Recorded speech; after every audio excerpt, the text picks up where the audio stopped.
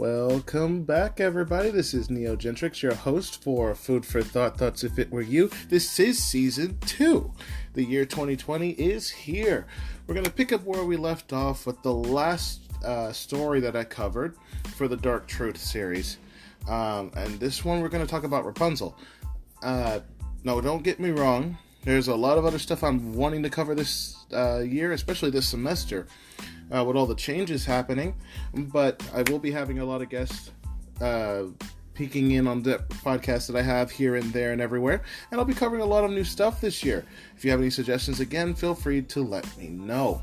So let's go ahead and get started with Rapunzel. First things first, I want y'all to know something, okay? The story that everyone knows about the long-haired girl that lived in the tower, that's not how that story was originally written, okay? The real Rapunzel wasn't just a beautiful woman locked in a tower. If not anything, she was actually a literal saint, or at least one of the early inspirations for the folktale that would later become Rapunzel. The actual story is actually a lot darker than the Grimm brothers version that a lot of people are now familiar with, in which the prince, seduces Rapunzel instead of saving her. We'll cover that in more detail later. Just like the true story of Snow White and the Seven Dwarfs, Disney had to change a lot in the Rapunzel story before turning it out as a children's film, as you're all aware.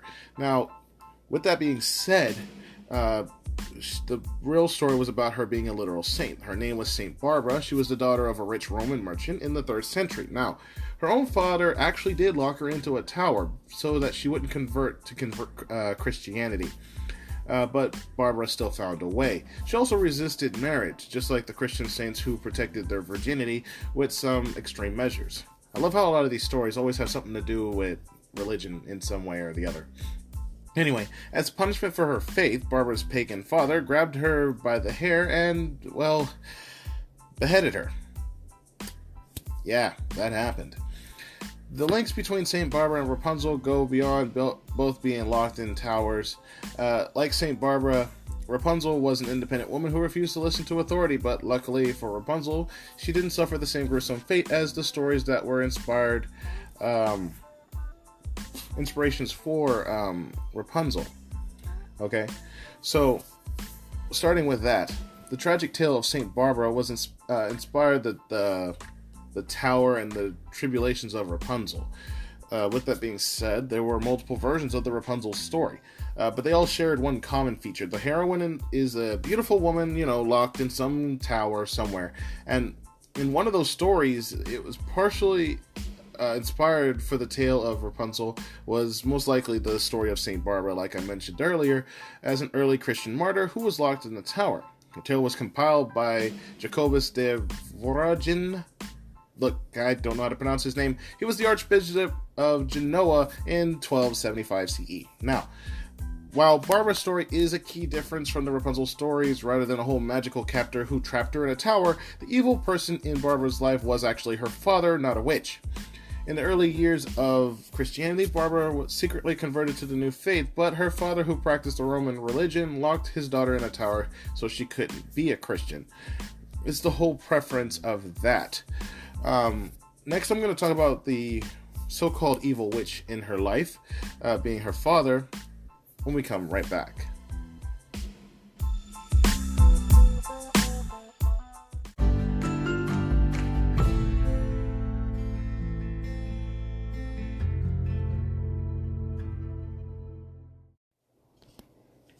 Alright, everybody, and we're back. Moving on where I left off in the last piece, in the Rapunzel story, the heroine is locked in a tower by an evil witch, or an ogre, or a fairy, depending on the version of the story that you're familiar with. But in the legend of St. Barbara, the woman was actually locked in a tower by her father. Now, the legend holds that her father shut her in the tower for one of two different reasons.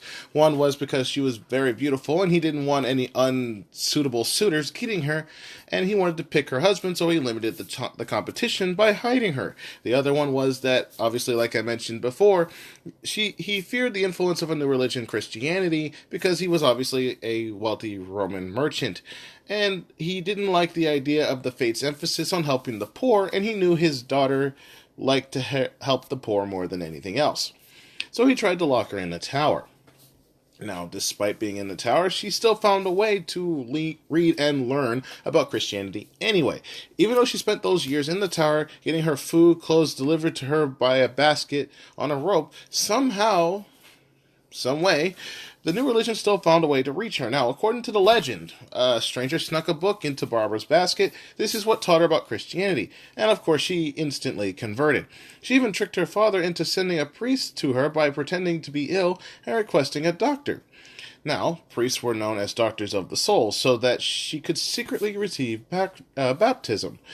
In The Saint's Tale, though, Barbara's conversion is treated as a miraculous accomplishment, but it also led to her downfall. Keeping this in mind, she had to hide messages built into the very architecture of her tower for various reasons. Why? Well, let's see. She secretly practiced her Christian faith against her father's wishes, and one side of her hidden faith was built into the tower where she was trapped. When Barbara's father was out of town, she asked the men working on her tower to make one change. Instead of putting 2 windows in the tower, she wanted 3. The architectural modification wasn't because Barbara wanted to make sure she got enough light. Rather, the windows were a reminder of the Holy Trinity. One window each for the Father, Son, Holy Spirit. Or, as Barbara explained to her father, 3 windows lightening all the world and all creatures, but 2 make darkness. It was as good as a confession that she was secretly a Christian. Though her father didn't know that at the time. Now, with that being said, according to the life of St. Barbara, which was written in the 13th century, her father was furious when she told him that she had actually converted. He dragged her to jail by her hair.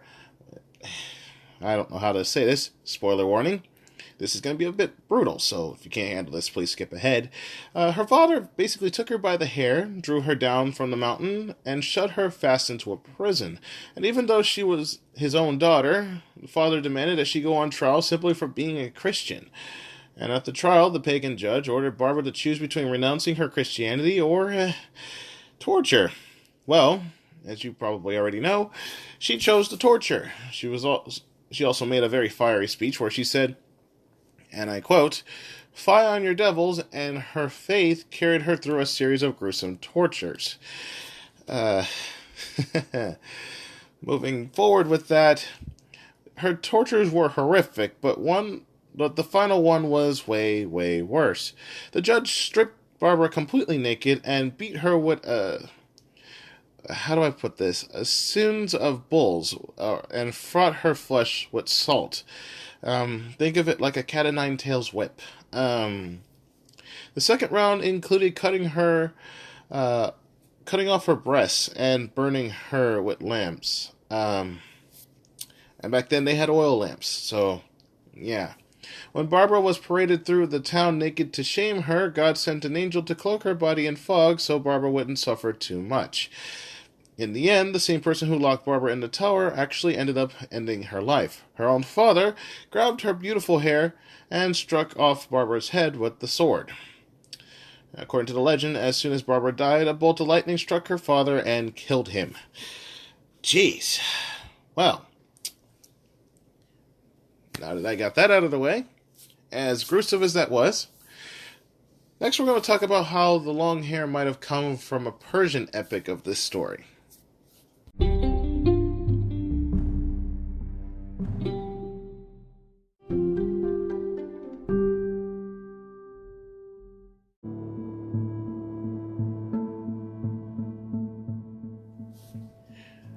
Alrighty then, after all of that depressing nonsense, let's go ahead and move forward. We're talking about now where her long hair might have come from and which epic it may have referred to.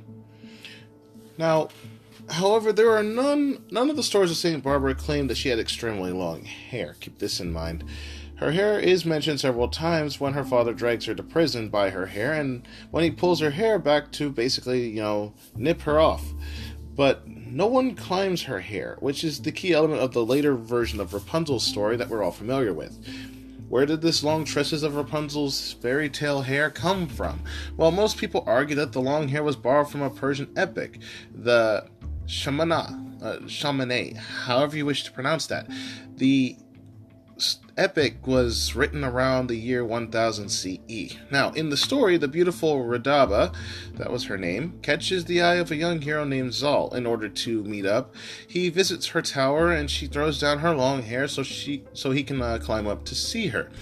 Of course, their story ends with an unplanned pregnancy and a Romeo and Juliet twist, where their fathers don't approve of the union because Zal is Persian and Radaba is Babylonian, but they get a happy ending when astrologers predict that their son will conquer the world. Yeah, I know, weird, isn't it? However, in another version of Rapunzel's tale, in the late 1600s, a woman wrote her own version of Rapunzel's story, and she used it to criticize the most powerful ruler in Europe, Charlotte Rose de Caumont de la Force. She was a French fairy tale writer with a scandalous history. She had multiple affairs, including one with an actor who shocked the royal court by accidentally leaving his nightcap in her room. And according to the one rumor, Charlotte Rose was sent away from court when King Louis XIV, the Sun King, suspected her of sleeping with his son. Dang.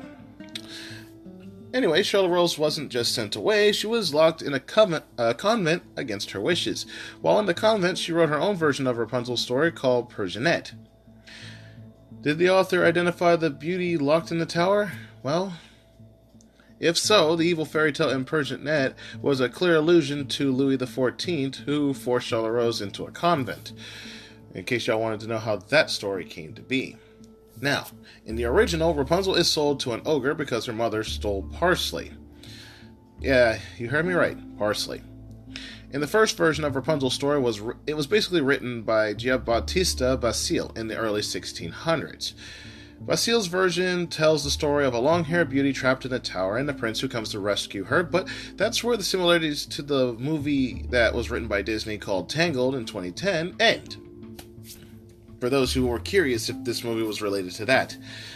As for how Rapunzel ends up in the tower, Basile's explanation is actually a little more depressing. It involves a horrible punishment for stealing a garnish that most people throw in the trash.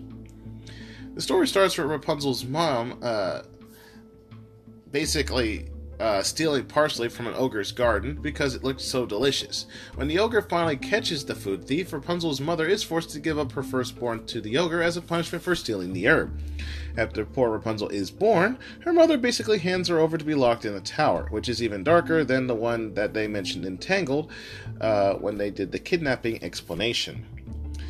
With that being said, let me go ahead and talk about the prince really quick. The Grimm brothers are known for some pretty dark fairy tales, and Rapunzel is no exception. In the first version of the fairy tale written in 1812, a handsome prince finds Rapunzel locked in her tower, climbs up to rescue her, but instead of rescuing the beautiful woman, the prince visits her every day for a different reason. As the Grimm brothers tell it, and I quote, "They lived in joy and pleasure for a long time." Until Rapunzel realizes the risks of unprotected sex. Rapunzel asks her captor, and I quote, "Tell me why it is that my clothes are all too tight. They no longer fit me." The evil woman, a fairy in this version of the story, kicks Rapunzel out of the tower and blinds the prince. The sad lovers wander in the woods for years until they find each other and fall back in love. Yeah. Not exactly the best turnout. For all those who know, you can kind of figure out where this ended. We're going to take another short break real quick, and I'm going to finish off this segment with a little bit of other information, and then we'll go on into something new. I'll tell you what it is. Look forward to that, and let's get going.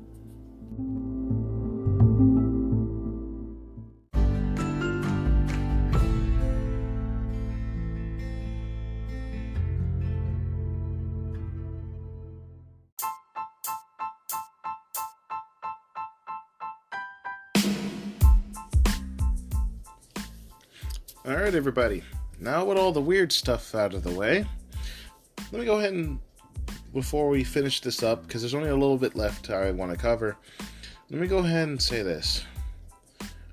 A lot of these stories have a very dark turn to them, and a lot of people don't realize that they have very horrifying origins. They only know the blissful world that they live in and don't really care to know about where they came from. And this is no different than being ignorant of your past, and a lot of people fall short to this.